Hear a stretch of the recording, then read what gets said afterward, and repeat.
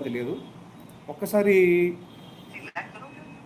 ఇక్కడ ఇక్కడ ఒక్కసారి చంద్రబాబు నాయుడు గారు ఏం చెప్పారు ఒకసారి మీడియాలో. As on today, 18 months, I got investment in nearly 20 lakh crores. It is going to create 23 lakh crore jobs. 23 lakh crore jobs? 20 lakh crores. 20 lakh crores plus 22 lakh crores. As on today, 18 months, I got investment in nearly 20 lakh crores. It is going to create 23 lakh crore jobs. 23 lakh crore jobs? 20 lakh crores. 20 lakh crores plus 22 lakh crores. As on today.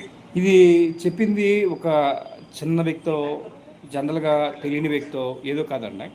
నేను మళ్ళీ ఒక్కసారి చంద్రబాబు నాయుడు చెప్పి మళ్ళీ ఒకసారి 18 months I got investment in nearly 20 lakh crores.